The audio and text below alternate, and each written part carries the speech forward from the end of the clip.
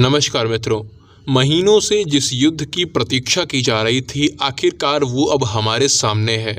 शाहरुख खान और प्रभास आमने सामने हैं, डंकी और सालार आमने सामने हैं। और इस युद्ध का जो परिणाम सामने आया है वो इस तरह का है कि लग ही नहीं रहा है कि ये दो लोगों के बीच कोई युद्ध चल रहा है। ये तो पूर्णतः एक पक्षीय हो गया है। प्रभास की सालार के एक ही वार से डंकी युद्ध में परास्त होकर मैदान से बाहर हो गई है। सालार ने मैच की पहली ही बॉल पर ऐसा कमाल किया है कि अब मैच कोई और जीत ही नहीं सकता। शाहरुख खान की डंकी चाहे कितना भी प्रयास कर ले पर वो सालार को छू भी नहीं सकते।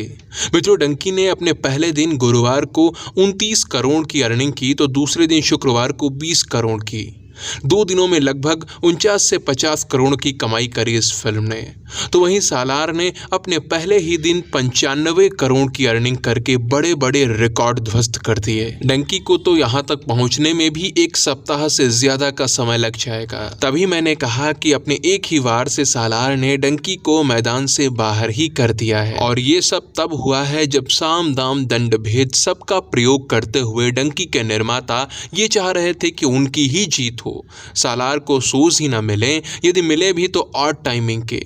कई छोटी छोटी फिल्मों के साथ तो निस्संदेह ये लोग ऐसा कर लेते हैं, पर सालार के साथ इनके ये सारे छल कपट चल नहीं पाए। अपने साथ हो रहे इस भेदभाव को, इस अन्याय को देखकर सालार के निर्माताओं ने दक्षिण भारत के राज्यों में PVR आइनॉक्स और मिराज सिनेमा में अपनी फिल्म ना दिखाने का निर्णय लिया। हालांकि फिर बैकग्राउंड में PVR आइनॉक्स और सालार के निर्माताओं के बीच कोई समझौता हुआ होगा, जिस कारण से फिर से सब कुछ ठीक हो गया और बिना किसी कॉर्पोरेट बुकिंग्स के केवल जनता के प्यार से ही सालार ने रिकॉर्ड ब्रेक कर दिए।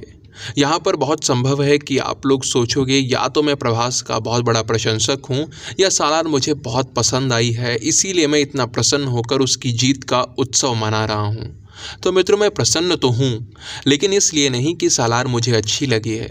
सालार मुझे कितनी पसंद आई और कितनी नहीं, इसके लिए आप मेरा रिव्यू वीडियो देख सकते हैं। साथ ही ऐसे तो मैं किसी भी अभिनेता का प्रशंसक नहीं हूँ, मैं तो भारत का प्रशंसक हूँ। जो भी फिल्म हमारी भारतीय संस्कृति का सम्मान करती है, जो भारत विरोधी किसी भी एजेंडे से दूर होती है, उसकी प्रशंसा करता हूँ। और जो भारत का विरोध करती हैं, भारत विरोधी एजेंडे को प्रचारित करती हैं, उनकी आलोचना करता हूँ।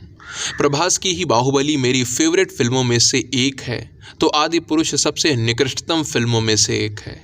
यहाँ सालार की विजय पर मेरी प्रसन्नता का केवल एक ही कारण है और वो है छल कपट करने वालों को जनता द्वारा पढ़ाया गया पाठ, एकाधिकार चाहने वालों के मुंह पर पड़ा एक तमाचा।